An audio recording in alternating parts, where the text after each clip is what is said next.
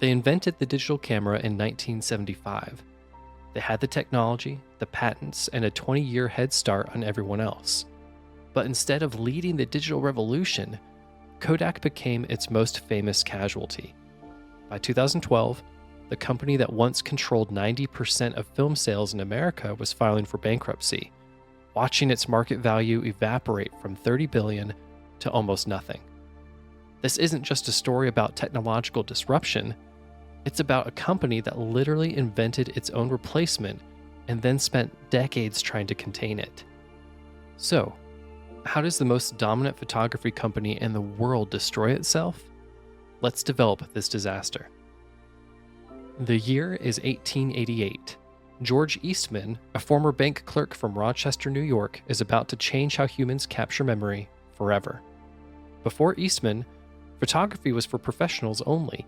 You needed expensive equipment, dangerous chemicals, and serious technical knowledge. Eastman had a different vision.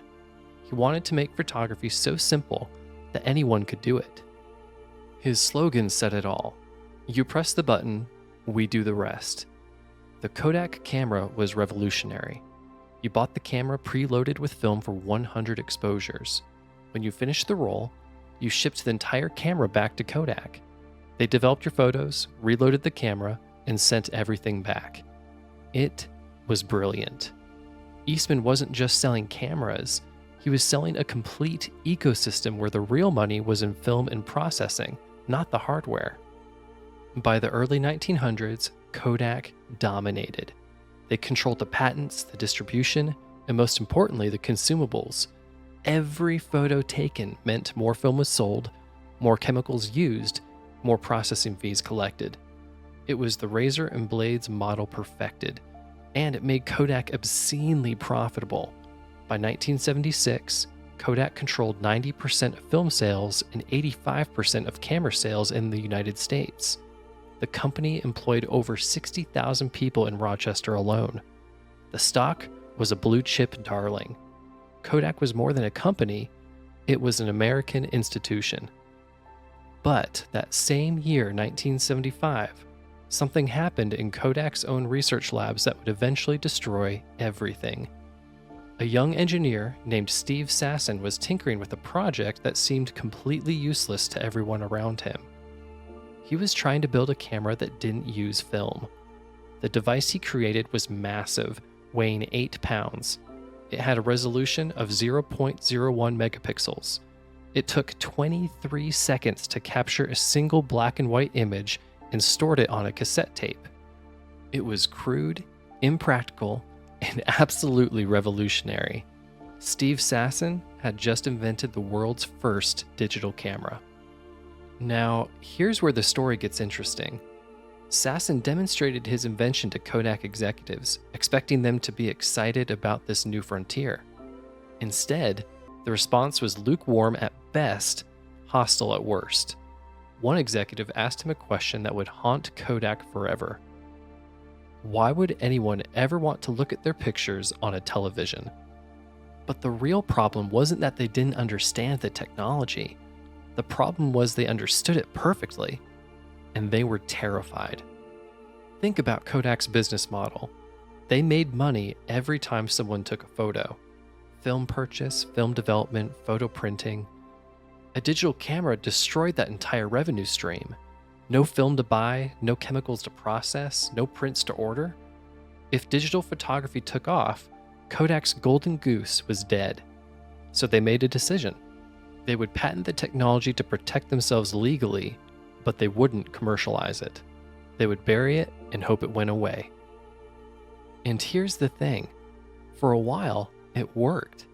Through the 1980s and into the 1990s, film was still king. Digital cameras were expensive novelties with terrible image quality. Kodak's profits kept rolling in. In the mid-1990s, Kodak's revenue peaked at nearly $20 billion with a market cap over $30 billion. They were untouchable, or so they thought.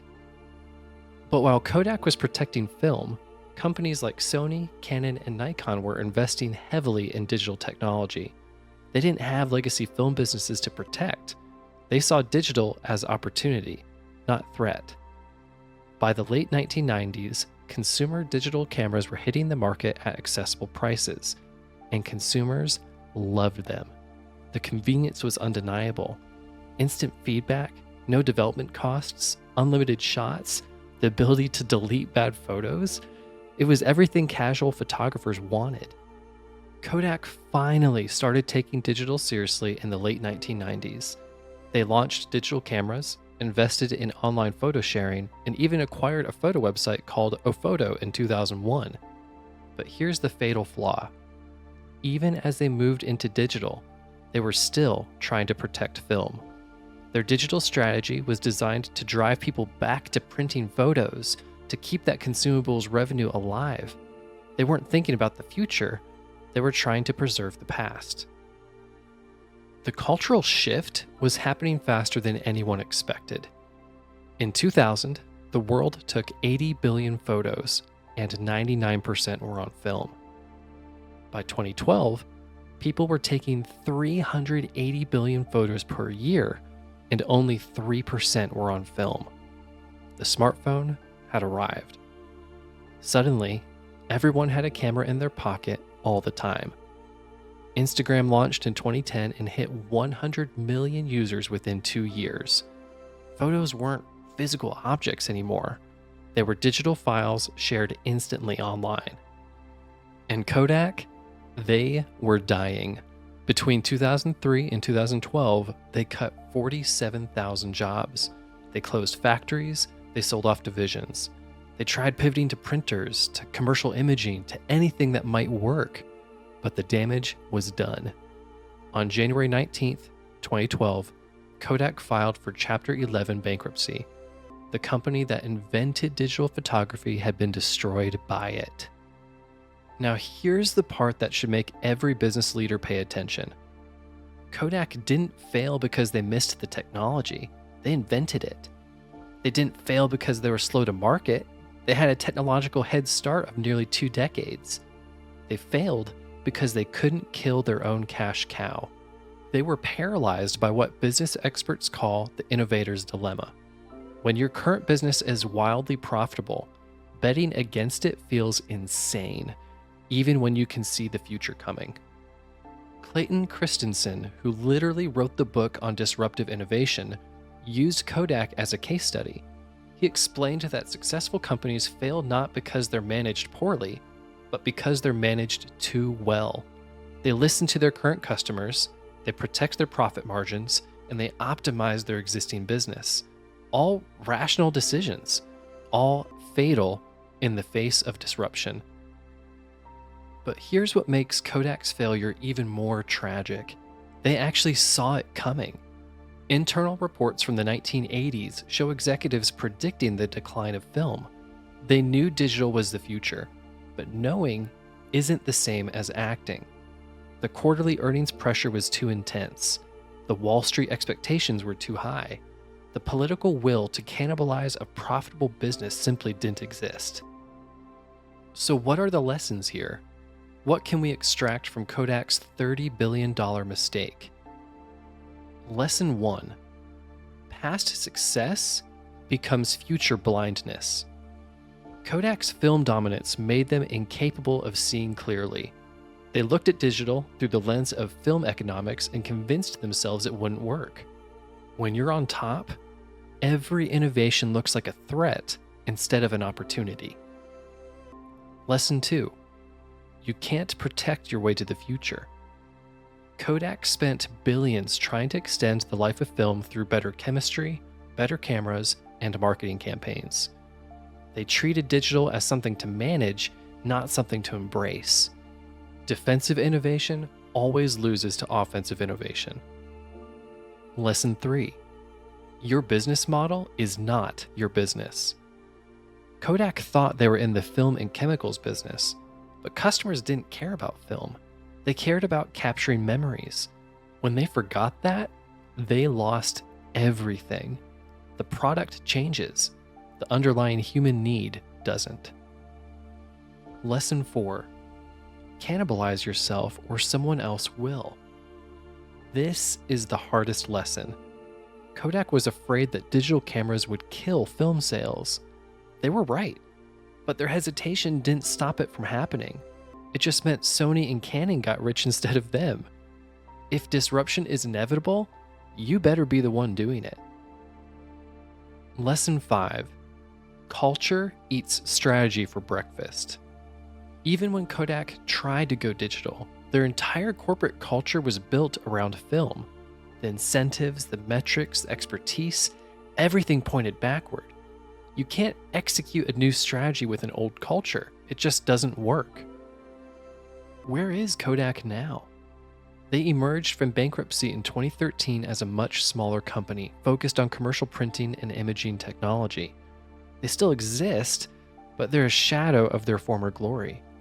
The brand that once meant photography itself is now a cautionary tale in business school textbooks.